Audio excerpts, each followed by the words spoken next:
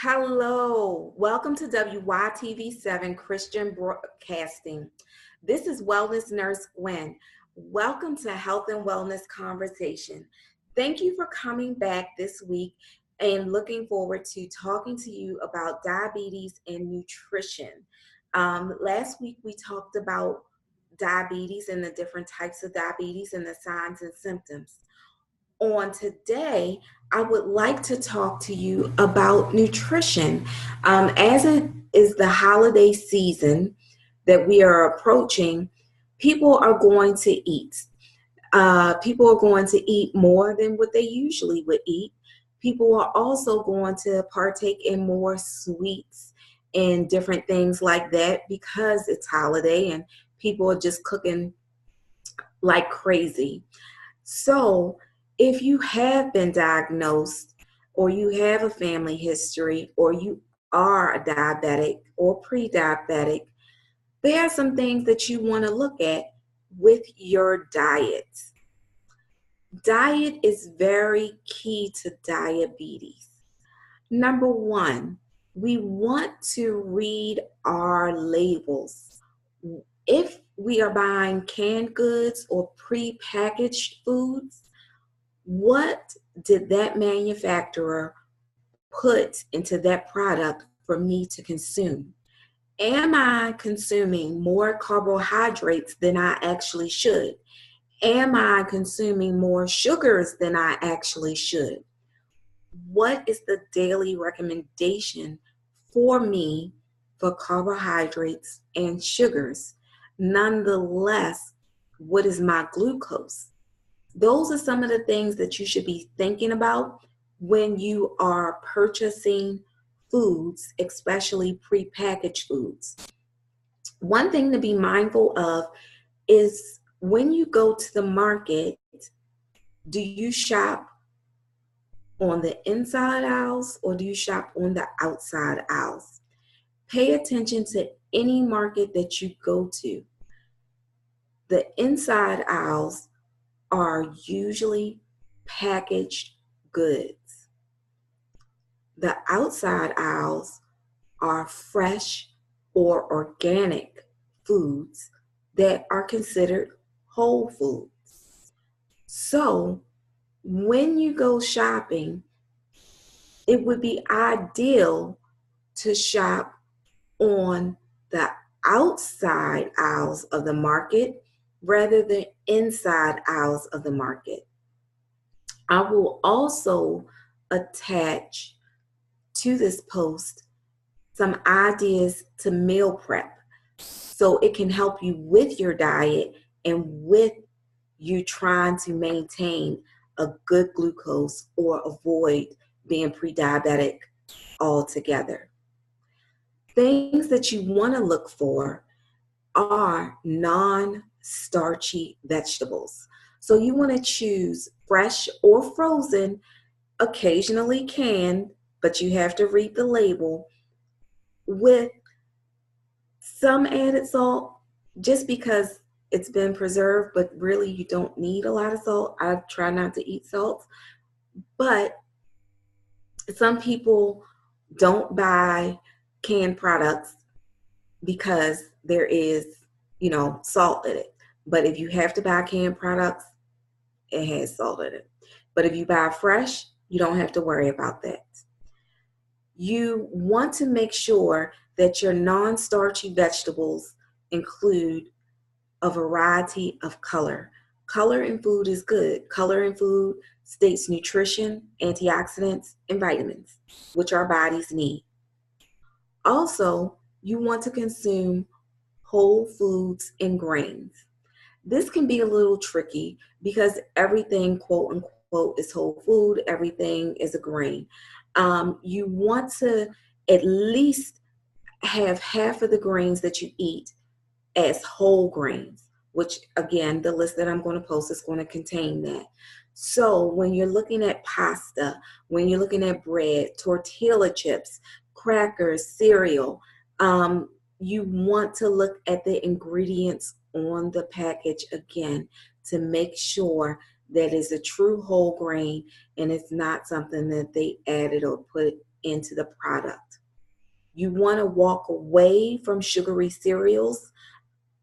You want to start consuming unsweetened cereals. Or if you can make your own cereal without sugar, with granola and some nuts, if you can consume nuts, or just oatmeal. You want lean protein products. I am not a meat eater, but if you do consume meat, you should consume meat that has no fat or less fat. Okay? So this would be meat like fish. This could be meat such as turkey, specifically turkey breast, also chicken breast. Our bodies still need protein. So if you are a meat eater, those are the things that you may want to consider: fish, lean turkey, and lean chicken. Also, protein sources can come from beans. I don't suggest soy-based products because soy can also aggravate your body as well. You want to remove as much fat from the meat as you can if you are buying the meat from the market and you can't ask the person to actually cut it. So when you get home, you just want to take the excess meat of it off and put it in the freezer or either cook it. Red meat is a little tricky. I don't partake in it, so I can't suggest and I won't educate on it either. But biblically, I can say that Jesus did more than likely consume lamb, which is not like beef or a steak. So lamb is full of nutrients, full of antioxidants, and also full of vitamins. So if you are going to eat a red meat, I would consume lamb before any of the other meat choices. Lamb is usually less in fat, and again, you can also remove the fat from the lamb. Other food items are fruit. I prefer fresh, but when I'm traveling, I will do frozen fruit, not just to eat, but I will add it to my oatmeal and I can make smoothies out of it as well. I don't do canned fruit, and I highly suggest that you don't, because usually canned fruit has added sugars that you cannot remove. Dairy products. So, dairy products are tricky for a person that may be pre-diabetic or diabetic, because milk can increase your glucose. If a person became hypoglycemic, on occasion, you can use milk to raise their glucose. So 1% or skim milk is desired for a person that may be living with diabetes. Non-fat or low-fat yogurt, plain or sweetened, is also an option. You want to look for options that have less than 1%. And again, that requires you to read the label, which I will post after this. So I just want to take a break and say thank you for coming to Health and Wellness Conversations. Thank you for joining me at WYTV7. It is a pleasure for me to be able to bring this information to you. I truly believe that the more knowledge we have, the more we can do, the more that God will allow us to serve. It's not just about me teaching you, but it's about you bettering yourselves and actually reaching someone in your community. If you see us, Please join us on Facebook, like us, and please donate. This is a nonprofit broadcast, and we enjoy bringing this broadcast to you every week. You can also find us on Twitter, LinkedIn, Facebook, YouTube, and iHeartRadio. I want to thank you for joining us in the conversation.